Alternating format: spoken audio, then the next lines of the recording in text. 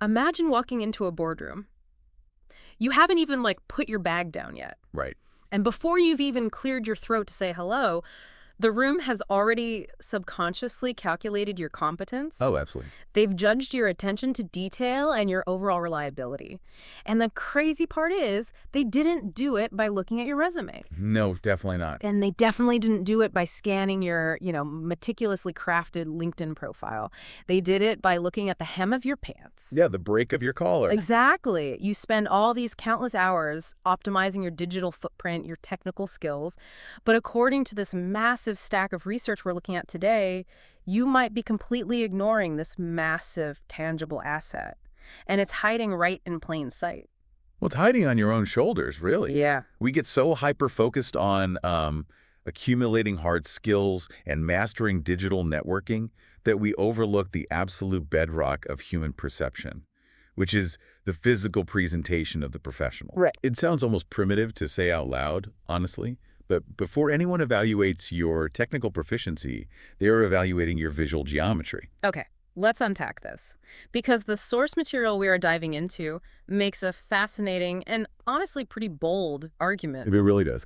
The core mission of our deep dive today is to understand why a professional tailor, and yes, we literally mean the person who alters your physical clothing, is not just someone who fixes a torn seam. Right. According to this text, they are actually a highly strategic business partner. Yeah, and to get from a needle and thread to a strategic business partnership, we have to kind of recalibrate our entire definition of personal branding. Okay.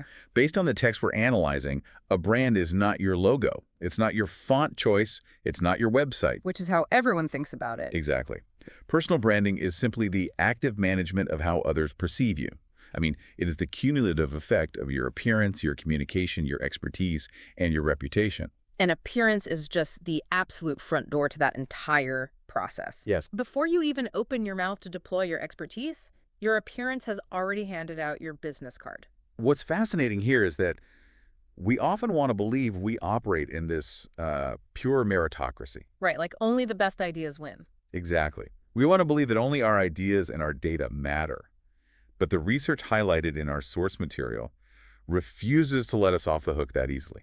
It's kind of brutal. It is. Yeah. It shows that human beings form complex first impressions within literal seconds. I mean, it's a survival mechanism, right? The Yeah. human brain is an incredibly efficient kind of lazy machine. Highly lazy. It's constantly scanning the environment for rapid visual cues to make quick judgments, like who's a threat, who's an ally. Yeah. And then in a business context, it becomes who is reliable, who is organized. The brain is just looking for shortcuts. And the text points out that well-fitted clothing provides an immediate, positive cognitive shortcut. Oh, that's interesting. Yeah, it visually communicates professional discipline, self-respect, and executive presence. When an observer sees precision in your clothing, their brain automatically assigns precision to your character. And your work ethic. Right. I was actually trying to map this onto how we evaluate products, and tell me if this analogy lands for you. Is professional dressing essentially the UI, like the user interface of a human being? Oh, I like that. Because you could be a brilliant software engineer, right? And you could build an app with the most powerful, revolutionary back-end code in the world. Sure. The substance is undeniably there. But if the user interface is clunky, the buttons are misaligned, the layout is just chaotic, the user bounces in 3 seconds, Yeah, they're gone. they never stick around long enough to experience the genius of the code. That is a phenomenal way to frame it. The UI dictates whether someone even interacts with the backend. Right. If your visual presentation, your interface is sloppy, the client or the investor subconsciously assumes the code is sloppy. Yep. They think, if this person cannot be bothered to manage the length of their own sleeves, how are they going to manage my $1 million marketing budget? Which means if you walk in looking disorganized, you are immediately playing defense. Exactly. I want you, the listener, to think about your last big meeting or interview.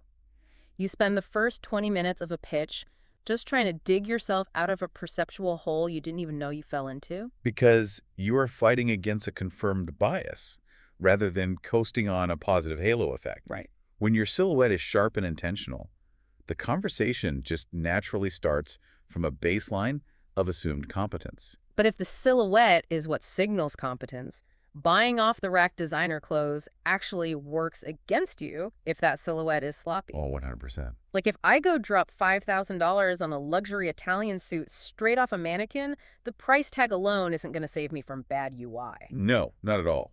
The source text explicitly warns against this expensive equals professional trap. Which is such an easy trap to fall into.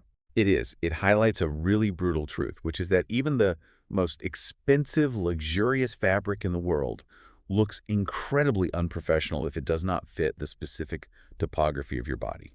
We have all seen this. Someone is wearing a suit that costs more than a used car, Yes. but the shoulders are like drooping past their collarbone, the sleeves are swallowing their watch, and they just look like a kid playing dress up in their parents' closet. Right, because the mechanism of looking professional has very little to do with the label on the inside of the collar. Okay. It is entirely about the geometry of the fit. Yeah. Proper tailoring instantly enhances your silhouette. But what the source really emphasizes, and this is where we move from just aesthetics into psychology, is how this fit changes the wearer internally. How so? Proper tailoring actually improves your physical posture, and it generates a profound sense of confidence. Okay, let me challenge that for a second. Sure. Because we talk about business assets as, capital, proprietary data, market share. Calling confidence a tangible business asset sounds a bit like HR speak. I can see that. Like, it's a nice, warm feeling to have, but does feeling good in a tailored jacket actually move the needle on a balance sheet? Or is it just a luxury? Well, the source argues it is arguably the single most valuable asset you can possess. Really? Yeah, and the underlying mechanism for this is cognitive bandwidth. Okay, explain that. Think about the physical mechanics of self-consciousness. Let's say you are standing up in front of a board of directors to give a really high-stakes presentation. Stressful enough already. Exactly.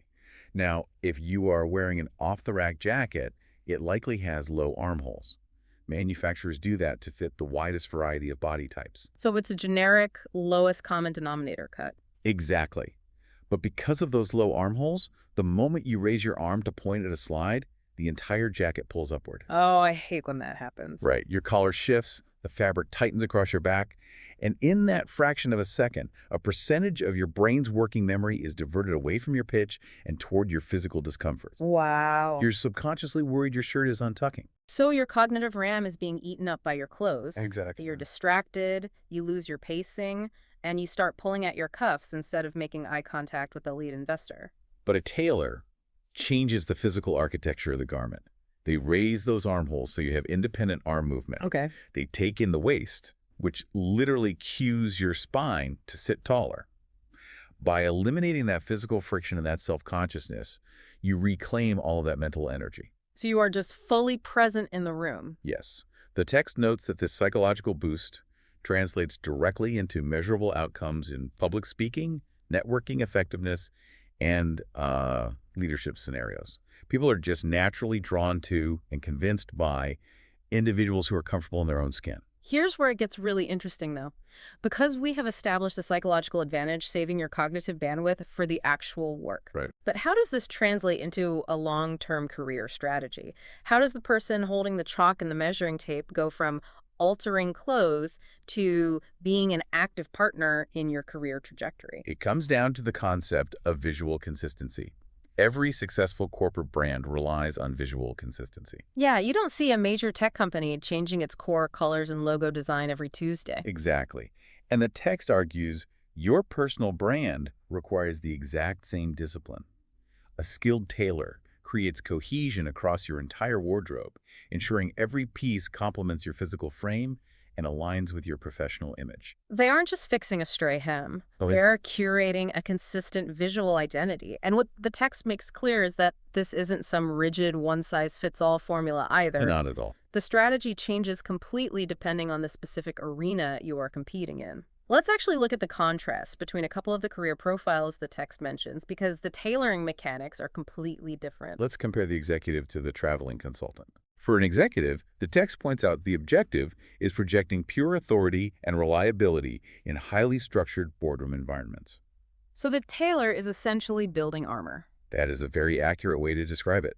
For an executive, a tailor is utilizing rigid architecture. They're focusing on sharp, defined shoulder pads, heavier canvas structures inside the jacket, and precise, clean breaks on the trousers. Right. The physical lines of the clothing are designed to draw the observer's eye up toward the face, projecting dominance and stability. But if you take that exact same rigid, armored strategy and apply it to a traveling consultant or an entrepreneur, it is a complete disaster. Oh, it's terrible. Because their reality is defined by movement and adaptability, not sitting at the head of a massive mahogany table. Right. The text points out that consultants and entrepreneurs require smart, casual versatility and travel-friendly functionality. Just think about the actual life of a consultant. You are wedged into a window seat on a 5-hour flight, wrestling with a laptop, and then you have to step straight off the tarmac, jump in a car, and walk into a client's office to justify your retainment fee. If you are wearing rigid executive armor, you are going to look rumpled, exhausted, and frankly, like you just slept in, Coach. Exactly. So a tailor who understands that specific lifestyle will pivot the strategy entirely. What do they do differently? Well, they'll recommend unstructured blazers with no shoulder padding.